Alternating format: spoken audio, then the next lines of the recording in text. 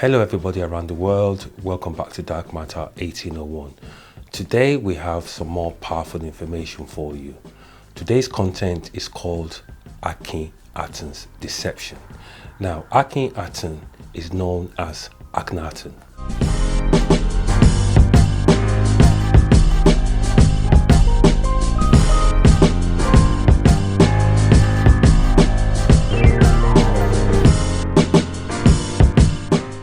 Now, the reason why we've not been uploading videos frequently is because it takes a while to actually sink in the level of fabrication, deception, lies that have basically taken place over the centuries committed by Anglo-Saxon, Jewish and French German Egyptologists, together with the Ottoman Turks, who are currently the inhabitants of Egypt. The fraud was so immense.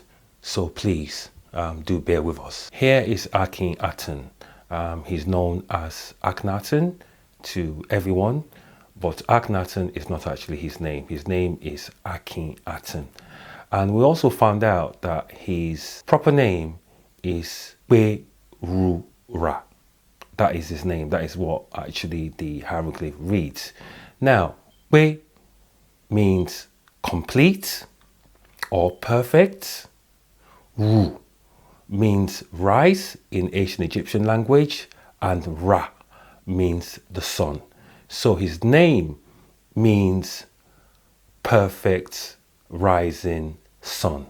That is actually his name. He is the 9th pharaoh of the 18th dynasty of Egypt, and his reign period was between 1351 BC to 1323 BC. And guess what?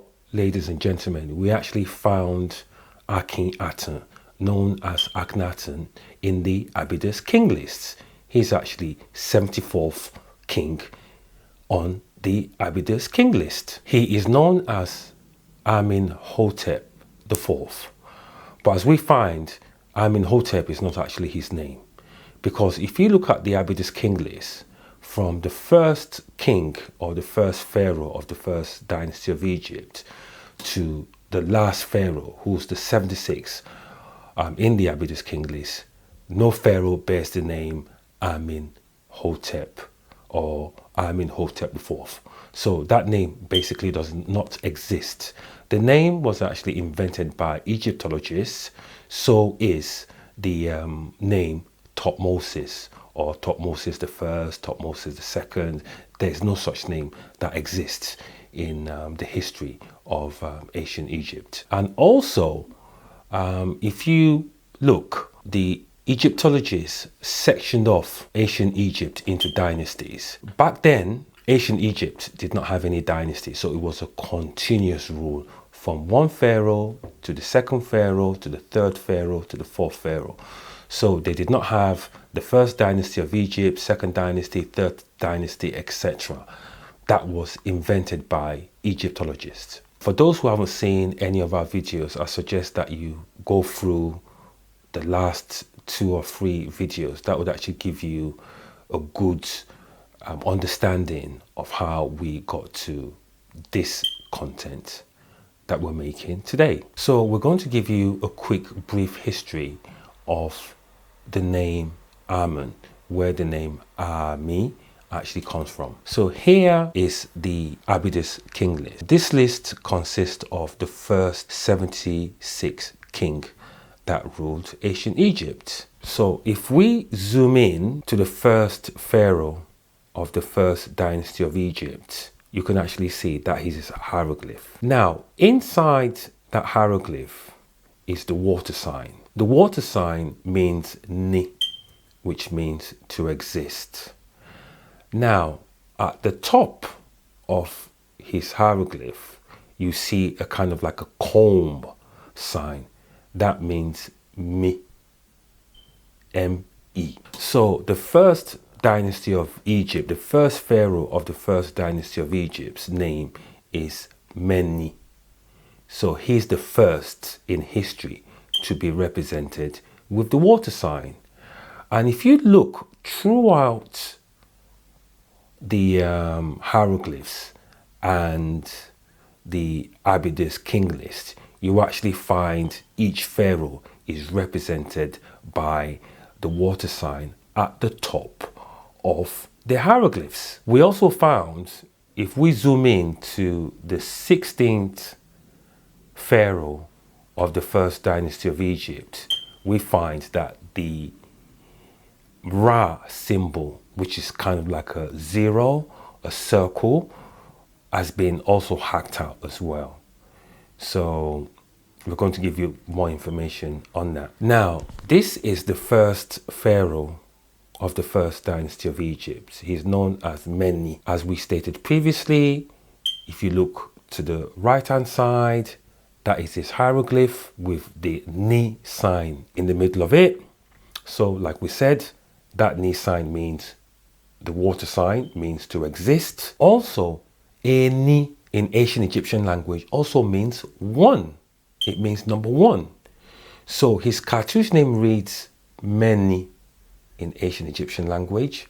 So from the name Meni, then we get Eni, which is a person, or it could mean number one. And then from Eni comes Emini, which means I am the one in ancient Egyptian language. And then Ami, which means the hidden one. So this is where the name Ami actually comes from. So it's a prayer to the hidden one, and it's not necessarily somebody's name. The only pharaoh who actually was given or was referred to as Ami, apart from the first pharaoh of the first dynasty of Egypt, is Olorun, who is Horus, and he's the fifth pharaoh of the first dynasty of Egypt. Here you can see two hieroglyphs. On the far left, they've hacked out the sun symbol, which stands for Ra, R-A. He's actually the first pharaoh to include Ra in his name. But that circle is been hacked out. It stands for Ra. Now, next to the cartouche that doesn't have the Ra in is exactly how his cartouche should have looked like. He is the father of Teti, who is the fourth pharaoh of the third dynasty of Egypt. So he was the first to start including Ra, which is like the zero, the sun sign, in cartouche. However, the name Ra existed way back into the first dynasty of Egypt, but it wasn't included in Pharaoh's name. So the first pharaoh to actually use it was the 16th pharaoh in the Abydos king list, which was actually hacked out. So this is how it actually looks. On the right hand side, we have two additional cartouche. If you look at the bottom of the cartouche, you find the Ka symbol, Ka. So Ka in ancient Egyptian language means to count. Now that Ka symbol, where you see like a person holding up his hand as if to say to you, how many fingers do I have? When the Ka is at the bottom of the hieroglyph, then the Ka will start with Ka. But the Ka can also be spelled backwards as well. Just depends on if it's going to be included into a word. So you can have Ka or you can have AK. So you can actually insert it if the Ka is in the middle of the cartouche. And at the top of the cartouche, you can see the zero sign. So that stands for sun, which means Ra. So you can see that the cartouche reads Ka-Ra. So Ankara in ancient Egyptian language means to split. So you can see, and he is the 19th pharaoh in the Abydos king list. He's actually the father of Sneferu, and Sneferu is the father of Khufu. So can you see? It's important to understand that hieroglyphs are not alphabets. So each sign actually has a meaning, and the meaning could actually, like a hieroglyph could mean 10 different meanings. It depends on how it actually sounds. So a hieroglyph is not an alphabet. For example, an alphabet, you have A, B, C. So A doesn't mean anything on its own. B doesn't mean anything on its own. C doesn't mean anything on its own because they're alphabets. But a hieroglyph is actually quite different because one sign could stand on its own. So here we have the last 11 pharaohs in the Abydos king list. So it starts from the 66th pharaoh and it ends with the 76th pharaoh. If you look at the last hieroglyphs in this section, you also see that the water sign is being represented above each pharaoh's name. So we just wanted to show you. These are the last 11 pharaohs in the Abydos king list. And as we find, the 74th in the Abydos king list is actually Akhenaten, who is known to the world as Akhenaton. He's in the Abydos king list. To my left hand side again is Akhenaten, known to the world as Akhnaton. He is the 9th pharaoh of the 18th dynasty of Egypt, and his reign period was between 1351 BC to 1323 BC. On the right hand side is his cartouche, so you can see exactly how his cartouche looks like. And remember, as we stated, his name is also Ra. So Pe means a complete or perfect, Ru means sun rising, and Ra means the sun. So his name is translated as perfect rising sun. And if you look to the right hand side, you see his cartouche. You see that hand there, that means Akin. So it's quite different from the Ka symbol, because the Ka, you have the Ka or the AK. That is how ancient Egyptians represent the Ka. So Akin is a standalone symbol, which just shows the hand with he's holding something in his hand. That means Akin, and Akin means brave in ancient Egyptian language. Now, at the top of Akin is the sun.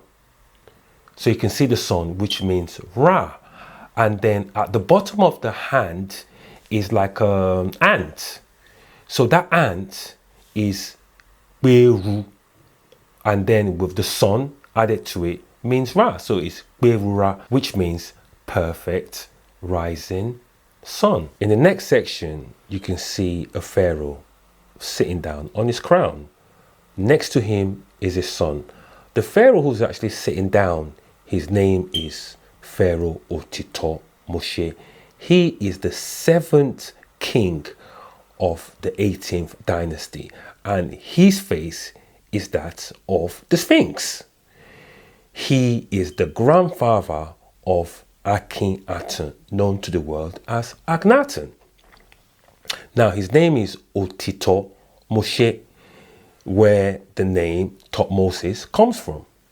So Otito means truth, Moshe means thank you, and he's also known as Mike. So Mike in ancient Egyptian language means I am huge. Mike. So me is me, Ke means a huge person. So I am huge. And his surname, or part of his surname, is also Berura, which means perfect rising sun. His reign period was 1397 BC to 1388 BC. Next to him is his son, known as Pharaoh Mimo. So that's M-I-M-U, Mimo. So Mimo in ancient Egyptian language means I know. Mimo, I know. And his other name is Arera, which is one's self. He is known as Amenhotep III, But as we stated in our previous section, the name Amenhotep does not exist. That is an Egyptologist invention. He is the 8th pharaoh of the 18th dynasty of Egypt, and his reign period was 1388 BC to 1351 BC. He is the father of Akhenaten, known to the world as Akhenaton. So he is number 73 in the Abydos king list. Here is Pharaoh Mimo Arare Moshe. He's known as Amenhotep III.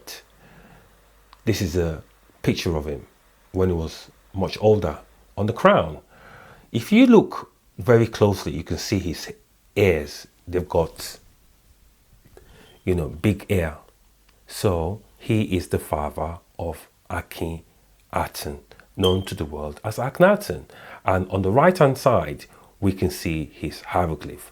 On the far right is exactly how his hieroglyph should have looked like. Now, next to his hieroglyph is another hieroglyph. We find that that hieroglyph is fake. Was most probably done by Egyptologists, because if you look into the hieroglyph, the figure in that hieroglyph is looking to the right. And actually, the figure should be looking to the left. Because if you investigate the entire Abydos king list, the rule is that animals or people must look to the left hand side. So there's no hieroglyph of anybody looking to the right hand side. If you see any animal or a person or figure looking to the right hand side, it's fake. And he was the one who was supposed to have hacked out Akhenaten's name from temples. He did not hack out Akhenaten's name from the temple. It was actually hacked out by Egyptologists themselves. And I'll explain to you why they attempted to erase Akhenaten's name from temples in Egypt. So he is the father of Akhenaten, and he is the 73rd pharaoh in the Abydos king list. Here again we have two cartouches, just to give you an example of what happened in our previous section. On the left hand side is supposed to be the cartouche of Oni, who is the 33rd pharaoh in the Abydos king list.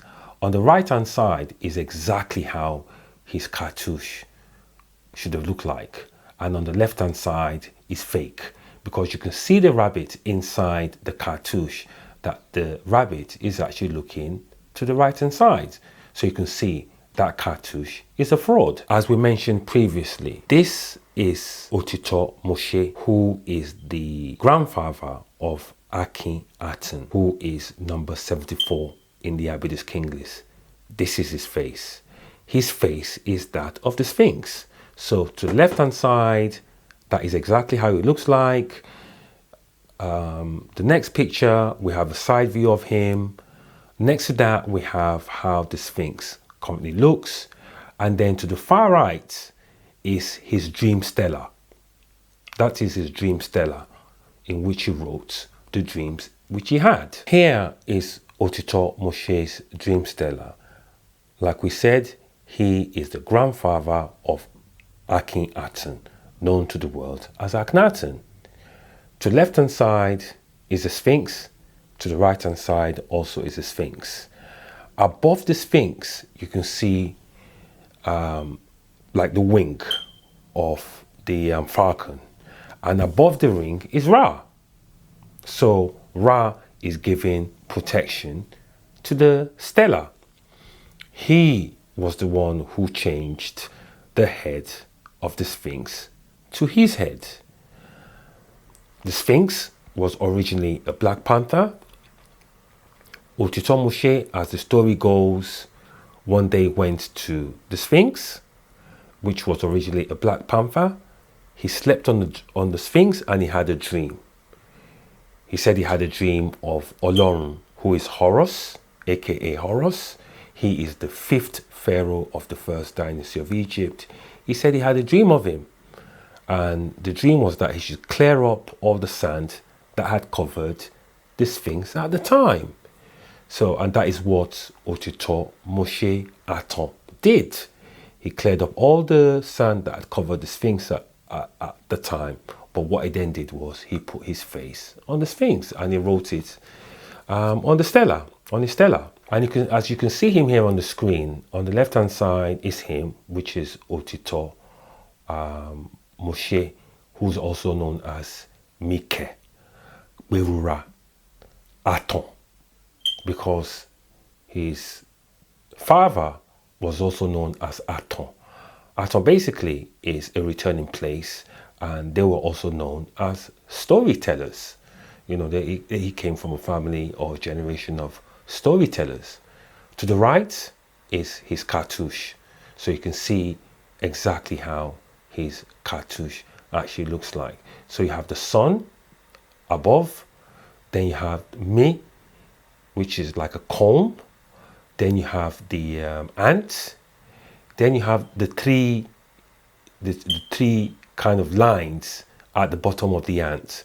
The 3 lines at the bottom of the ant, that means Aton. Then the ant and the sun is Berura, which means perfect rising sun. So he is the grandfather of Akhenaten, known as Akhenaten. It's here, you can see it. And here again on the left hand side we have Pharaoh Akin Aton Moshe. He is the father of Thutmose, whose head is that of the Sphinx. So this is his father here. He's also got the name Berura, which means perfect rising sun. And on the right hand side is his cartouche. That is exactly how his cartouche looks like. So you have the Ra at the top. Then you have in the middle of the, just at the bottom of the Ra, you have Ake. So his first name is Ake, and Ake actually means an axe. So his name is Ake Berura Aton, which means a returning place. And he's the 6th king of the 18th dynasty. Reign period is between 1427 BC to 1397 BC. And he is the father of Thutmose, whose head is that of the Sphinx. That is exactly how he looks like. Here is Pharaoh Mike Berura. So Mike means I am huge, and Berura means perfect rising sun. You can see to the right hand side his cartouche, and then beside his cartouche you can see his cup. That cup in ancient Egyptian language is called Jaka. So he was also known as Jaka, which is a cup, and inside the cup is his hieroglyph. So his hieroglyph in that cup matches exactly with the hieroglyphs as we've shown on the right hand side. So, and then you can also see the ant in the middle, and you can see the car symbol at the top. But this time in the hieroglyph you can see that the 3 dots is not there.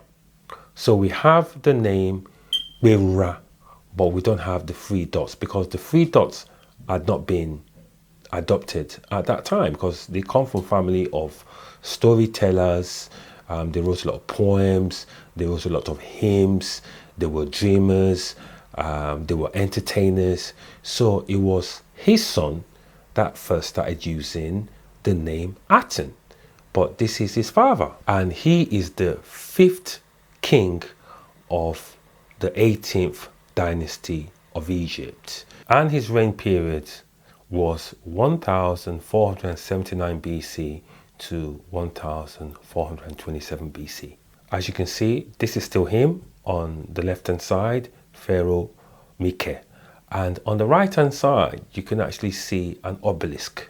The obelisk actually belongs to him. Now it's actually currently in Rome. And if you look at the obelisk, you can actually see a cross on top of the obelisk. So it's actually owned by Jaka. Jaka means cop, which is actually his nickname. In the next section, we have Pharaoh Akin Aton. He's known as Thutmose II, and as we've stated throughout our content, that the name Thutmose does not exist. That is an Egyptologist invention. He's known as Ake. Ake, A-K-E, in ancient Egyptian language means an axe. And you can actually, if you look to the right hand side of his hieroglyphs, you can actually see the axe. So his name is Ake Ni. At the bottom of it, you can see the water sign, which means Ni, and the spider and the sun that represents Berura, which means perfect rising sun. He is the fourth king of the 18th dynasty, and reign period was between 1493 BC to 1479 BC. To the right is his cartouche, which his name is actually on his temple. The temple at Hatshepsut wasn't actually built by Hatshepsut herself, because as we checked, there's no pharaoh called Hatshepsut that ever existed. So, but we know that Pharaoh Akin Aton existed. He's the fourth king of the 18th dynasty. We find no evidence of Hatshepsut in the Abydos king list. So this is the pharaoh who built the temple of Hatshepsut. He was the one who built it, because there's no evidence of Hatshepsut ever existing as a female pharaoh in the Abydos king list. It's just not there. And here to my left hand side is Akhenaten.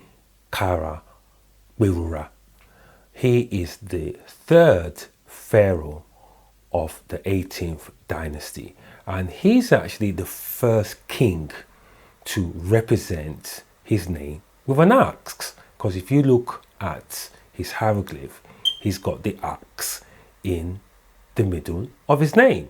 So he's known as Ake, which is A-K-E in ancient Egyptian language, which means axe.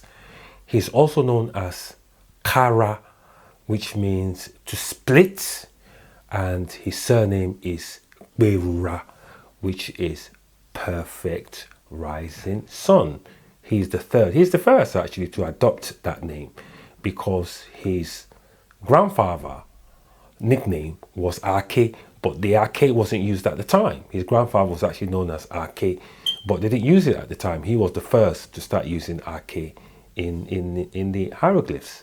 And his reign period was 1526 BC to 1493 BC. That was his reign period. Here on the screen, you can see the stela of Pharaoh Akin Aton. So this is his stela here. So on the left hand side of the stela, we have Set, whose real name is Ashe. You can see him handing over the key to Olorun, aka Horus. So you can see Olorun with his double crown, represented with a falcon. And below Olorun is a cow. And below the cow is Isin, who is popularly known to the world as Isis. So we have Olorun, Horus, Osiris, and we have Isis, who is Isin, in his stela. And the same is represented as well on the right hand side. The same figure on the left hand side is represented on the right hand side. And above them is Ra, who is also Olorun. And in the middle is his hieroglyphs. Because if you zoom in, the hieroglyphs of aka Thutmose I is exactly the same as the hieroglyph on the right hand side, which is, he's the third pharaoh, as we mentioned, of the 18th dynasty of Egypt, and he's number 68 in the Abydos king list. You can see at the bottom we have Ka, and at the top we have Ra, so his name Ka-Ra. In the middle you have Ake, which is the axe, AKE, and then you now have the ant and the sun, which represents Berura, which is perfect rising sun. And here in this section you can see this is his sarcophagus. On the right hand side again is his cartouche.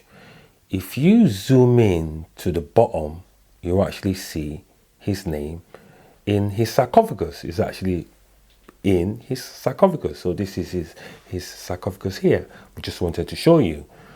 Pharaoh Akin Aton, aka Thutmose I, third pharaoh of the 18th dynasty of Egypt, reign period again 1526 BC to 1493 BC. Here we have the second pharaoh of the 18th dynasty of Egypt.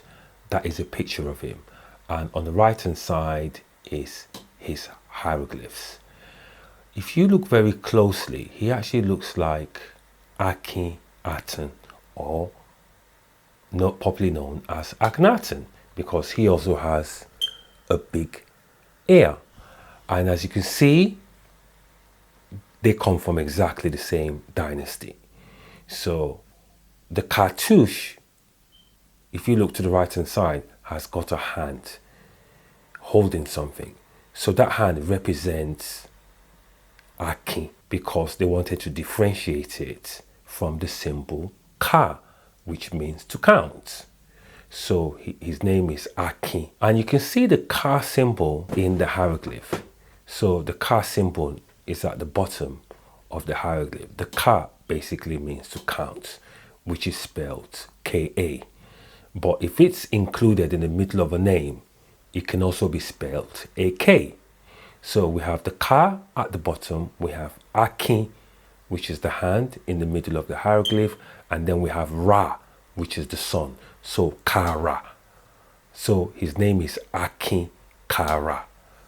That's where Akhenaton actually got part of his name from, because if you look at Akhenaton's hieroglyph, it's very similar to Ka-Ra's hieroglyph as well. So his name is Akin, which means brave. Ka-Ra means straightforward, and he's the second pharaoh of the 18th dynasty of Egypt. He is number 67 in the Abydos king list, and reign period was from 1551 BC to 1526 BC. Here is the father of Akin Ka-Ra. He is the first pharaoh of the 18th dynasty of Egypt. He's actually known as Ahmose I, but like we said, that is not his name. His name is not Ahmose I. His name is Tutu Tara Moshe. He's actually the first to use Moshe, because if you look into his hieroglyph, you will see the sign of a black panther. The black panther sign basically means Moshe. So Tutu means cold, Tara means straightforward, and Moshe means thank you. He's the first pharaoh or king of that dynasty, and he appears in number 66 in the Abydos king list. His reign period is 1570 BC to 1551 BC. Here we have him. This is his axe. So you can see where the name of the axe actually comes from. So at this time, he was popularly known as Ake. This is aka Ahmose I. He was already known as Ake, but they hadn't actually started using the Ake inside the hieroglyphs. So he's the first Ake. That was his name. That was his nickname. Basically, the whole population used to call him Ake because he used to have his axe. Now, if you look at the cartouche inside that axe, you will see his hieroglyph there. But the Black Panther again is facing the right hand side. So we know 100% that this cartouche is a fraud, because the Black Panther in his cartouche, which represents Moshe, Mose, should be looking to the left hand side, because that's the rules. Animals, pets, or whatever have to be facing the left hand side of the hieroglyph and not the right hand side. And again, this is Pharaoh Tara Moshe, known to the world as Ahmose I. We said that's not his name. His hieroglyph reads Tutu. So you can see the two cups, almost like twin. That means Tutu, which means cold. In the middle is Moshe, which means thank you. And then you have the Ra, and then you have the Ta, which means Tara, which means basically straightforward. And in the middle, that's his axe. If you zoom in, you see exactly his hieroglyph inside the axe. So he's the first Ake before the third pharaoh adopted the name and then included it in hieroglyphs. So you can see this is Pharaoh Tara Moshe, aka Thutmose I. So it is his grandson who is the third pharaoh of the 18th dynasty, 68 in the Abydos king list. He is the first to now start using his grandfather's nickname, who was known as Ake at the time, and it then included the axe in his hieroglyph, which is there. And in the next section, you can actually see to the right hand side, the figure actually standing, whose head's actually missing, is Akhenaten, known to the world as Akhenaten. Behind him is Tutu Aton, who is his son, known to the world as Tutankhamun. And behind him is his son, Seti I. Can you see? So even though this figure, you can see the figure looks big, they look, they look big around the bottom. The reason why they look big is because back then Akhenaten had skinny legs. So it's kind of like a muscle looking skirt. So it was a pumped up muscle looking skirt that Akhenaten, known to the world as Akhenaten, used to wear. So that's not how his legs actually looks like, because he had skinny legs. So he just, they just used to wear a pump up skirt that gave them that appearance. So Akhenaten used to wear it. So did his son, Tutu Aton, known to the world as Tutankhamun, and then Seti at the last. Here you can see it.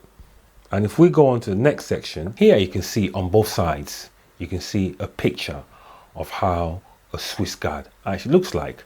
And if you see the bottom of the trousers that they're wearing, is actually puffed up. It was very similar to how Akhenaten, known to the world as Akhenaten, and Tutu Aton, known to the world as Tutankhamun. They used to wear almost the same gear, but theirs was just a little bit bigger. So that's not how they look like, because they just had skinny legs, but they just used to wear that kind of skirt to give them that shape look, because they had skinny legs. That was it. So, and that's why the drawings look like that. And here again we have on the far left and on the far right. On the far left we have Nefertiti. Actually, her name is Ifa Titi, but she's known to the world as Nefertiti, and she is the wife of Akhenaten, known to the world as Akhenaten. That's her there. In the previous picture that we shown, that's not her, because they've been referring her in that picture, that painting, that's not her, because Ifa Titi, or known to the world as Nefertiti, she's cleanly shaved, and she normally wears a different headgear, and she is a Ra priestess, like we explained in our previous episodes. She was kind of like an oracle. So citizens used to go, they used to consult her for good luck and fortune. So she was a Ra priest worshipper. So there was no religion like Aten. Aten basically was their surname, which means returning place. It had nothing whatsoever to do with religion. And Akhenaten was never a heretic king. That was basically invented by Egyptologists to hide his true identity, which we'll explain to you later. On the right hand side again is him. If you look very closely at the picture, you can see his leg. His leg is skinny. He hasn't got that puff muscle skirts that they used to wear back in those days, because he was the one who started the fashion.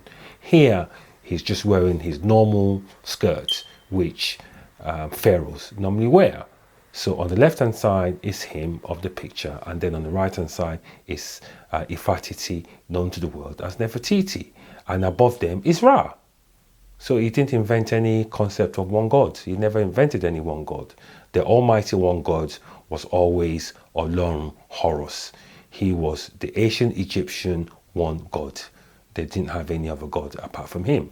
For example, if you look at the picture of Ifa Titi, who's well known as Nefertiti, just look at her lips. She's got big lips. Even Egyptology during those periods tried to hack off her lips. You can see that her lips is big. She's got big lips. They're African looking. Her nose is African. The entire ancient Egyptian dynasty is Black African. And the language, like we said in our previous episode, is Yoruba 1,000,000%. And we can also state with certainty that from the first dynasty of Egypt right through to when Alexander stepped foot on Egypt, there was no white ruler. It was completely a black civilization, and the language is Yoruba 100%. And here again in this picture, you can see this is Seti I. He's actually the son of Tutu Aton, known to the world as Tutankhamun. So Tutu Aton was not a boy king. He was never a boy king. All that story was invented to take you away from the real story of what actually happened. In fact, Tutu Aton most probably died at the age of 50-something years old. So he was never a boy king. And also, if you look at this picture here, standing behind his boy is actually Tutu Aton. And in front is his son, Seti, Moshe or Seti Aton. So, the popular belief is that Seti was the one who compiled the Abydos king list. But here, the evidence actually suggests that it wasn't actually Seti the first who compiled the Abydos king list, but it was actually Tutu Aton, who's popularly known as Tutankhamun. He was the one who compiled the Abydos king list, and in front of him is his son. This is what they've been trying to hide. And above him there, you can see Ra. So he was never a boy king. It was just exactly the same way they tried to hide Osiris, Isis, and Horus, who are Olorun, Osiri, and Isi. from the first dynasty of Egypt. It's exactly the same that they've done here. They've just fabricated the story. And you can see on the screen, we have a picture of Tutu Aton, also known as Ra. Remember, as we said, his father also had that same name, Ra, which means perfect rising sun. And on the right hand side was the hieroglyph that he used to use, which had the surname Ra in it. So once he became king, he just went back to using the original family name, which is Moshe. So rather than him using Tutu Aton, he just started using Tutu Moshe, which was the original family name for the first pharaoh of the 18th dynasty of Egypt, who is 66 in the Abydos king list. And if you also look at Tutu Moshe, you can see him sitting down. He wasn't a king at this time, and that is his wife just next to him. She was actually consoling him. At this time, his mother had just passed away because he's wearing a headgear of grief. That's what ancient Egyptians, especially princes, used to wear. They used to wear a headgear of grief when they're grieving a family member. So, and that picture that you see is not a picture of a 12-year-old boy or 11-year-old boy, as Egyptologists have been lying to you. He was actually about 22 or 23 years old in that painting. And his wife was about 21 years old. So he was never a boy king. That story was fabricated.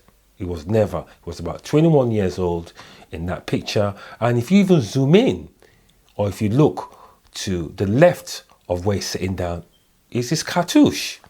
And on the right is exactly how his cartouche looked like. And you can also see in the picture above Tutu Aton and his wife is Ra at the top of the picture. So you can see it's quite clear. In the next section, you can see Tutu Aton's wife. She's actually like got her hand, you know, folded, and she's got like a object on her head. This is actually Tutu Aton's wife. And on the right hand side is her husband's previous name. That's his cartouche. And we got the cartouche from, because if you zoom in, you see exactly the cartouche at the entrance. It's just beside, it's just on the left hand side of where she's actually standing. And in the next section, if you zoom in, this is exactly how Tutu Aton's wife actually looks like. Exactly. This is her hair in gold.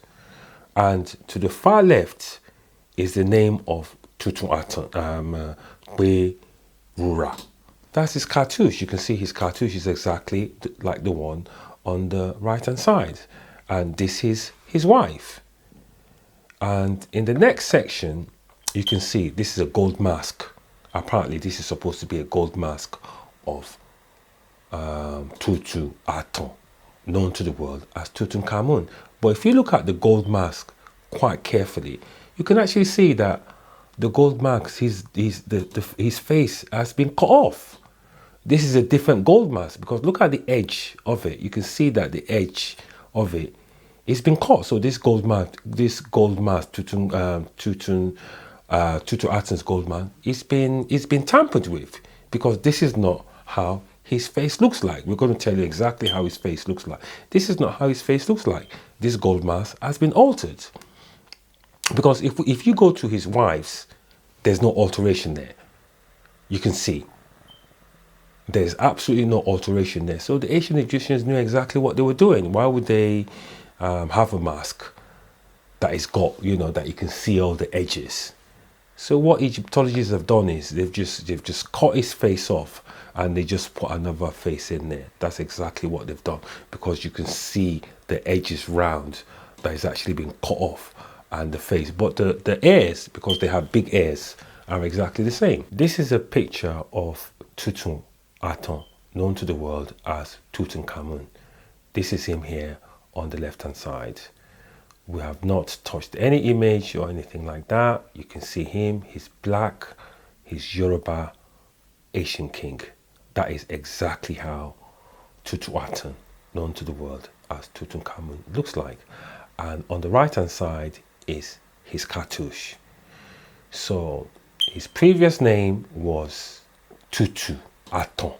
So all he just did was he just adopted the previous family name, which is known as Moshe, which is represented by the head of a black panther.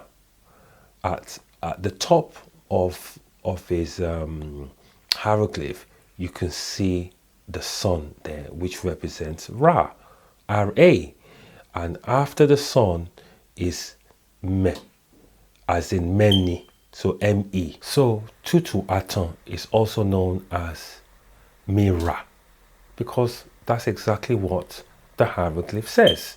So above you have the sun symbol, which means Ra, and below you have like a comb symbol, which means M-E. So his name is Mira, which means to buy, basically Mira. So I bought it. That is what his name means. And below that is the hieroglyph sign Moshe, which also means thank you. So he comes from a family of Moshe, but basically they adopt different style of name throughout their reign. And at the bottom of his hieroglyph, you can actually see like two kind of cup facing down. This is where the name Tutu, because it's a double cup, so it's facing down. It's almost like looking at each other, facing down. So that is Tutu, T-U-T-U in ancient Egyptian language. And he is the 10th king of the 18th dynasty of Egypt, and he is number 75. This is what they've been trying to hide from you. And he reigned from 1323 BC to 1292 BC. So he was on the throne for over 31 years. He was never a boy king. The story of the boy king was fabricated by Egyptologists because they stole a lot. And Tutu Aton, or Tutu, Moshe's son, is actually Seti I. So the dynasty, 18th dynasty of Egypt, continued. It never ended. But what Egyptologists did was they've actually put his son, Seti I, into the 19th dynasty, but the 18th dynasty never finished, if they're going to look at it in that way. The 18th dynasty continued after Seti I, so it never ended. And on the right hand side is exactly how his cartouche looked like. He is the last pharaoh of that dynasty, and he is the son of Tutu Aton, known to the world as Tutankhamun. This is the temple of Akhenaten, known to the world as Akhenaten. Now, there was no Exodus. The Exodus was fabricated by Egyptologists because we found him in the Abydos king list. It's not uncommon for pharaohs to look for good locations to build a temple. He's not the first one. He wasn't the first pharaoh to do it, and he wasn't also the last pharaoh to do it.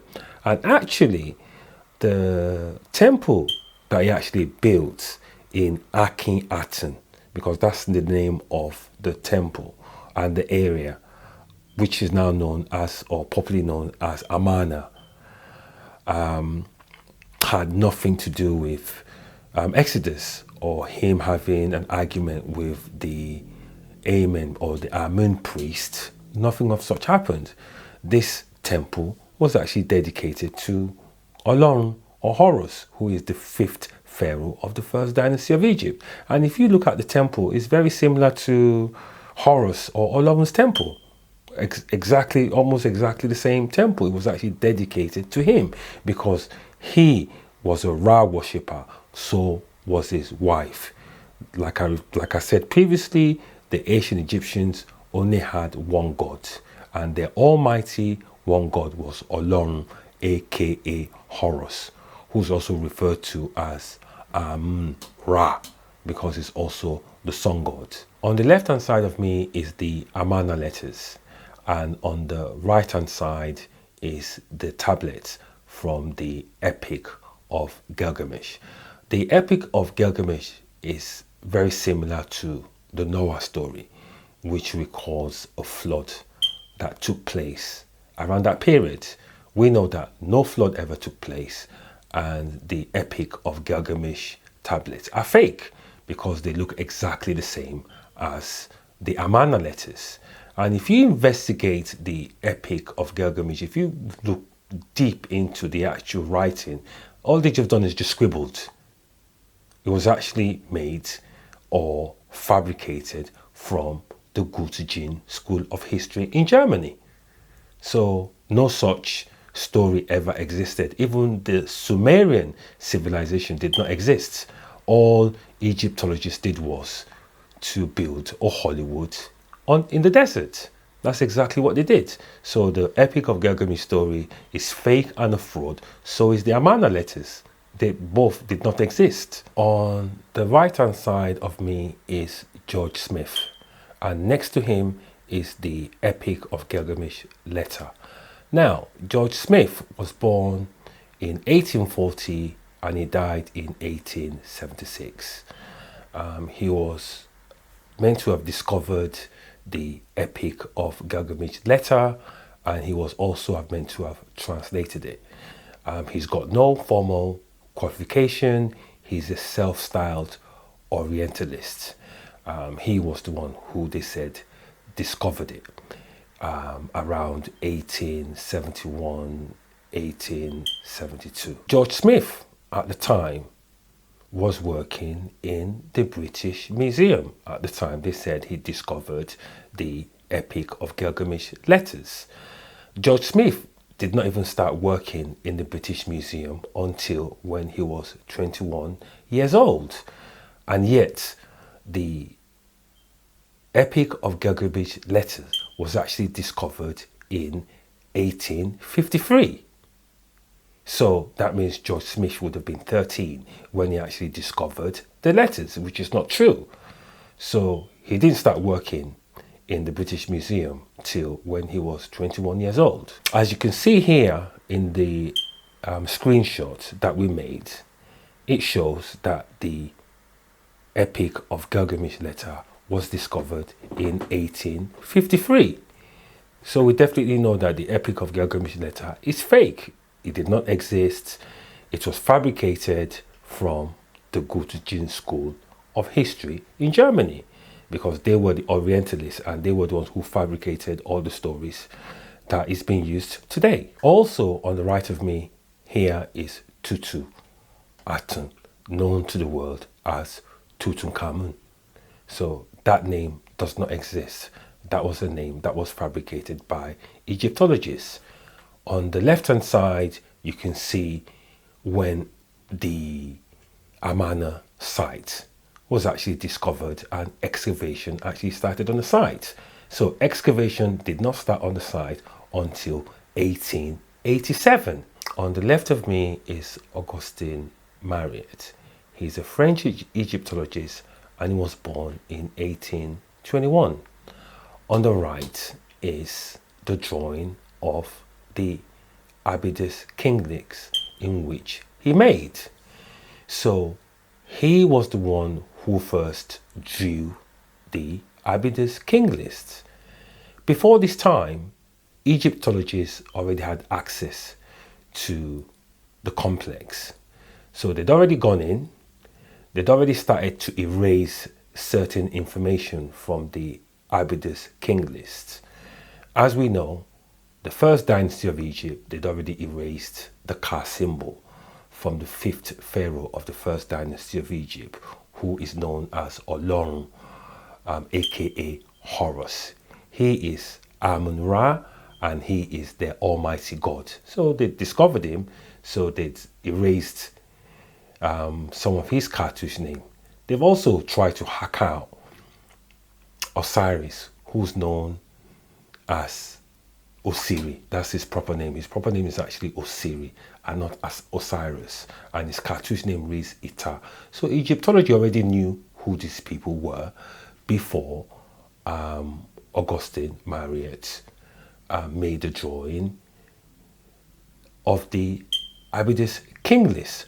Also, remember what we stated previously, that even the 16th pharaoh in the Abydos king list, they'd also removed the first, sun sign, which he was the first pharaoh to actually include the sun sign in his name. And the sun sign means Ra, which is R-A, or it can also mean Ra in ancient Egyptian language, which means to buy. So now,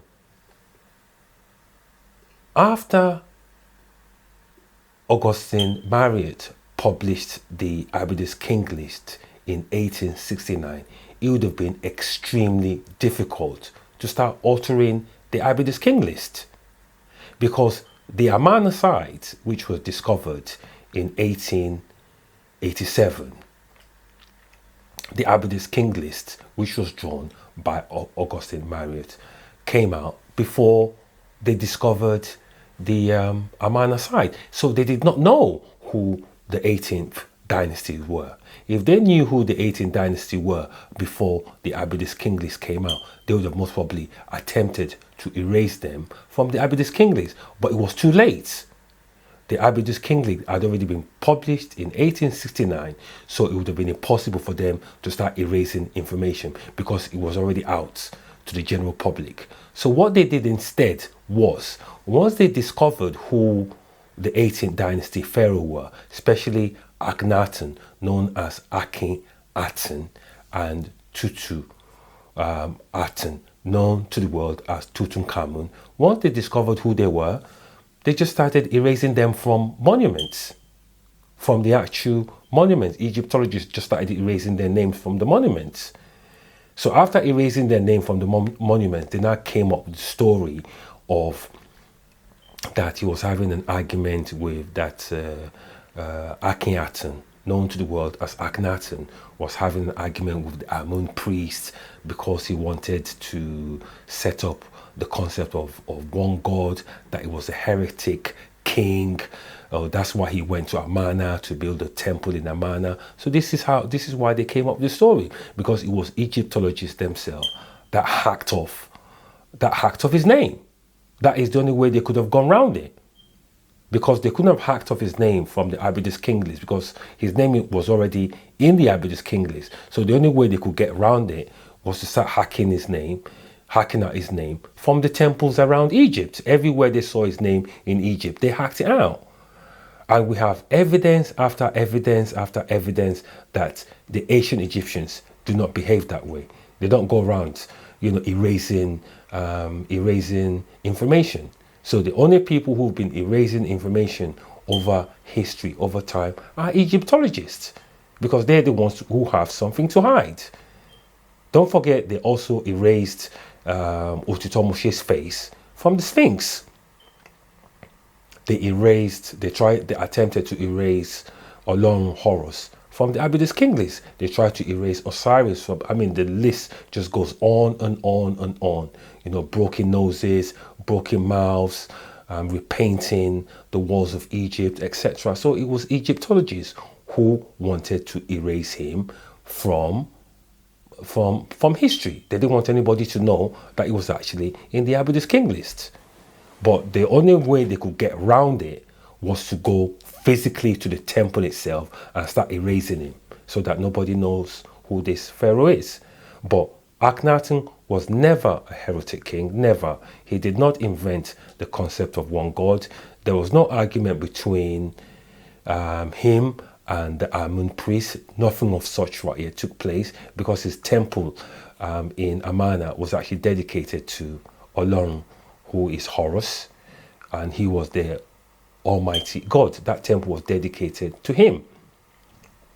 So he was never a heretic king. In fact, he was such a lovely king. He wrote a lot of poems. He wrote a lot of hymns that actually ended up in the Bible. Because don't forget, his grandfather also was a storyteller and a dreamer as well. They came from a family of entertainers. So his story was fabricated by Egyptologists because they didn't want anyone to know who this pharaoh is. So they are the ones who went to temples after relief and started erasing him from those temples so that his name doesn't correspond, or his name is not found in the Abydos king list. But he's the 74th pharaoh in the Abydos king lists. Also, if you find, none of the Amarna pharaohs were actually buried in Akhenaten, known today as Amarna. No, none of the pharaohs were buried there because nobody actually lived there. It was just a temple. So they used to travel actually from Thebes to have festival in Akhenaten, which is known as Amarna. So not many people lived there. His base was actually in Thebes. This is why you find a lot of his name also in Thebes as well, which Egyptology erased. His name would not have been in Thebes if he didn't rule from Thebes. He was actually ruling from Thebes, but his temple was in Amarna, known during this period as Akhenaten Temple, which was dedicated to Ra. And if he was a heretic king, Tutu Aton would have never put him in the Abydos king list. We would have never found him in the Abydos king list. So he was never a heretic king. He did not invent Aten. The Exodus story is fake. Nothing of such ever happened. Egyptologists had to just give a reason for his name being erased all over Egypt. And they were the ones who actually erased it because they couldn't do it from the Abydos king list because Augustin Marion had already published it in 1869. So that's exactly what happened. And finally, we have, if you look at the picture here, we have a relief as well, which Egyptologists, if you just look, Egyptologists have hacked out their faces. This is actually Tutu Aton, the son of Akhenaten, known as Akhenaton. This is Tutu Aton here, known as Tutankhamun. His face on the right hand side has been hacked off, so nobody knows exactly how he looks like. In the middle again, his face has been chiseled out. Next to him is his wife. That's his wife there. Next to him with that long object over her head. And then on the far left again is Tutu Aton, known to the world as Tutankhamun. So he died old. He was never a boy king. This is him here. This is a picture of him. So Egyptologists wanted to erase his history so that nobody knows about him. So they came up with the story of a boy king. He got married at 11 years old and so on and so forth. But all those stories were fabricated. It never happened because what happened was they stole so much from ancient Egypt and they came up with excuses. So they just started fabricating as they went along. I mean, ancient Egyptians did not have access to their tombs or temples. So the only people who went in were Egyptologists. Ancient Egyptians don't have the behavior of erasing their history. So the only people who wanted to hide the true identity of the ancient Egyptians were the Anglo-Saxon, Jewish, French and German Egyptologists. As you can see here, his face has been hacked out. And if you go all around Egypt, you see monuments after monuments after monuments, their face being hacked out because they don't want anybody to know that they are black Africans, Yoruba. And we find also that Akhenaten, who is known to the world as Akhenaton, he is actually the Moses of the Bible. So the story was fabricated around him. He's the Moses of the Bible. And the story of the Exodus never existed. It did not exist at all. Even the story of the parting of the sea was actually stolen from Horus, Olorun, because the story goes like this. Olorun was in his solar ship. He was traveling with his wife and his assistants. The assistants were female. They were traveling along the Nile. They were going on an exhibition. So one of his servants or his assistants dropped her chain in the sea. So Olorun aka Horus, parted the sea so she can get her chain. That's exactly where the parting of the sea from the Moses story actually comes from. The story comes from ancient Egypt. So the names like I, which is spelled A-Y, or Arimhem, or Sneferfaru, or even Ramsey the First, and even Hatshepsut, none of that name exists in ancient Egypt. It was actually fabricated by Egyptologists to hide certain pharaohs. That is exactly what happened. So really, Akhenaten, known to the world as Akhenaton, was never a heretic king. He did not create the concept of one god. He was a very, very good king. He built a temple dedicated to Horus. He was a lovely man. He was a really, really good king. So it was Egyptologists, racist Egyptologists, that basically fabricated his story. Like we said, a lot of his hymns also ended up magically in the Bible. This brings us to the end of this content or this episode.